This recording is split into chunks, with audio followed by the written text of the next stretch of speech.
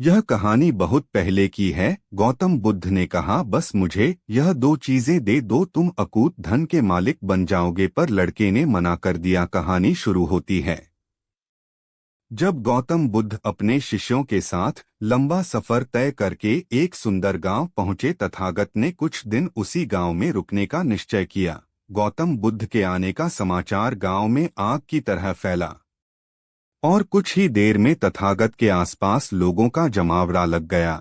लोग कई तरह की समस्या लेकर वहां आने लगे। तभी एक बुजुर्ग रोते हुए गौतम बुद्ध के पास आए और कहा, हे तथागत, मेरा बेटा कुछ काम नहीं करता, गरीबी और कठिनाइयों के लिए ईश्वर को दिन रात कोसता रहता है।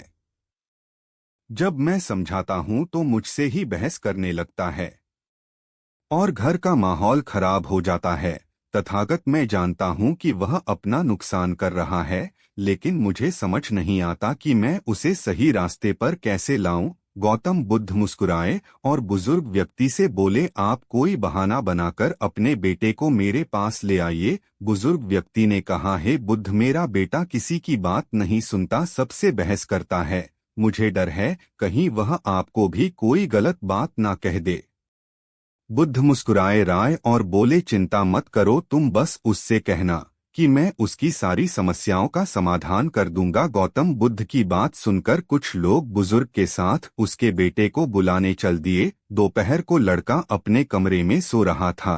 घर पहुंचते ही सबने जगाया और उसे समझाना शुरू किया, लेकिन लड़का साथ चलने को तैयार नहीं हुआ। वह बस इतनी सी बात दोहराता रहता, इस सारे साधु पाखंडी और नकली होते हैं, मैं इनकी बातों में आने वाला नहीं। लेकिन जब गांव वालों ने उसे बताया कि बुद्ध उसकी हर परेशानी का समाधान कर देंगे, तब जाकर वह गौतम बुद्ध से मिलने को राजी हुआ। बुजुर्ग अपने बेटे को लेकर जब गौतम बुद्ध के पास पहुंचे तो लड़का बुद्ध को घूरते हुए बोला, किस बात के लिए आपने ने मुझे यहाँ बुलाया? अगर आप यह चाहते हो कि मैं ईश्वर को कोसना बंद कर दूं, तो मैं ऐसा कभी नहीं करूंगा, क्योंकि ईश्वर ने मुझे इस बेकार शरीर के अलावा कुछ नहीं दिया है।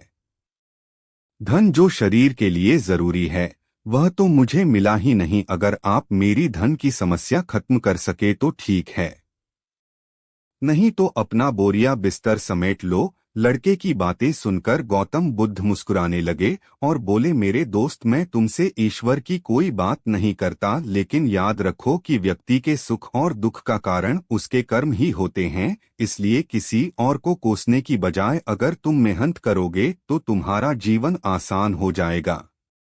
गौतम बुद्ध की बात सुनकर वह लड़का आग बबूला हो गया और कहने लगा, मुझे आपके भाषण से तो नींद आ रही है, इससे तो अच्छा मैं घर में ही सो रहा था। मैं यहाँ सिर्फ धन की मदद के लिए आया हूँ। अगर आप मेरी समस्या हल कर सकते हैं तो कहें, नहीं तो गांव से चले जाए। बुद्ध थोड़ी देर शांत रहे। वे समझ रहे थे यह ड्यूअल किस्म का व्यक्ति है। गौतम बुद्ध उस नौजवान से बोले, मैं एक राजा को जानता हूँ और तुम्हें उससे धन दिलवा सकता हूँ, जिससे ना तुम केवल व्यापार वगैरह कर सको, बल्कि इतना धन मिलेगा कि तुम नगर सेठ बन जाओगे, लेकिन बदले में तुम्हें भी उसे कुछ देना होगा।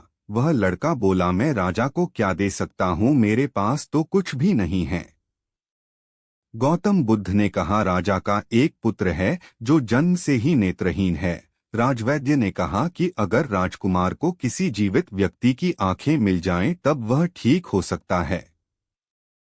अगर तुम अपनी दोनों आंखें राजकुमार को दे दो तो राजा तुम्हें सोने से तौल देंगे, फिर तुम अपना जीवन आराम से बिता सकते हो। यह सुनते ही डर के कारण लड़के ने आंखों पर हाथ रख लिए और जोर से कहा, यह आप क्या कह रहे हैं? जीते जी कोई अपनी आंखें कैसे दे सकता है? कोई कितना भी धन क्यों ना दे, मैं अपनी आंखें नहीं दे सकता। गौतम बुद्ध बोले, कोई बात नहीं, दो नहीं तो सिर्फ एक ही आंख दे दो, फिर भी मैं तुम्हें तुम्हारे वजन के बराबर सोने के सिक्के दिलवा दूंगा। वह लड़का फिर झन्ना कर बोला, आप कैसी बातें कर रहे हैं? मुझे सोने के चाहे जितने सिक्के मिल जाएं, मैं अपनी एक भी आंख नहीं दे सकता, मेरी आंखें अनमोल है। गौतम बुद्ध ने कहा, अगर तुमको और धन चाहिए तो बोलो, राजा मना नहीं करेगा। लड़का बोला, मेरी आंखें अमूल्य हैं। कृपया आप यह कहना बंद कर दें, मुझे किसी भी कीमत पर अपनी आंखें नहीं बेचनी। लड़के की बात सुनकर गौतम बुद्ध ने कहा, मेरे प्यारे दोस्त, अभी कुछ समय पहले ही तुम अपने शरीर को बेकार कह रहे थे, कोस रहे थे, और अब तुम कह रहे हो कि तुम्हारी आंखें अनमोल हैं। आंखें तुम्हारे शरीर का छोटा सा हिस्सा है। अगर तुम्हारी आंखें अनमोल हैं तो तुम्हारा शरीर कैसे बेकार हो सकता है? अगर शरीर तुम्हें अनमोल लगता है तो तुम्हारी बुद्धि की क्या कीमत है? अगर यह सब मूल है तो जीवन शक्ति जो तुम्हें जिंदा रखे हुए हैं उसकी क्या कीमत है? गौतम बुद्ध के शब्द सुनकर उस लड़के की आंखों में आंसू आ गए। वह तथागत के चरणों में गिरकर रोने लगा। फिर कहा, मैंने बहुत बार कोशिश की लेकिन मैं कुछ कर नहीं पा रहा, इसलिए मैं इतना हताश और कड़वा हो गया हूँ। गौतम बुद्ध ने लड़के को उठाया और कहा, मेरे दोस्त, इंसान का जन्म बहुत कीमती है। केवल इंसान के पास ही इतना विवेक होता है कि वह सही गलत में अंतर कर सकता है। ताकतवर पशु पक्षियों में भी यह स्वतंत्रता नहीं है। इसलिए अपने शब्दों की ताकत पहचानो और किस्मत को कोसना बंद करो। जब चेहरे पर परेशानी आती है तो हम सब नकारात्मक हो जाते हैं और भूल जाते हैं कि हमारे पास कितनी सारी बेशकीमती योग्यताएं हैं।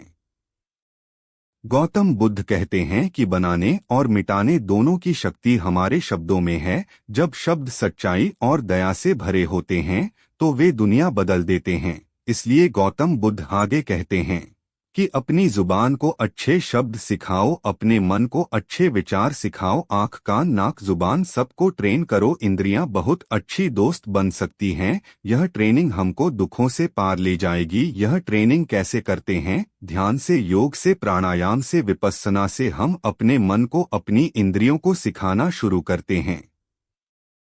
एक ऐसा ही तरीका है जहां आप दो तरह की ब्रीडिंग टेक्निक से लो मोटिवेशन को हाई मोटिवेशन में बदल सकते हो। जब भी आपका काम करने का मन ना करे या जब आप बहुत ज्यादा डिस्ट्रैक्ट हो रहे हो तो इन दो टेक्निक्स का प्रयोग कीजिए। दोस्तों, कहानी से आपको क्या सीख मिली कमेंट में जरूर लिखें।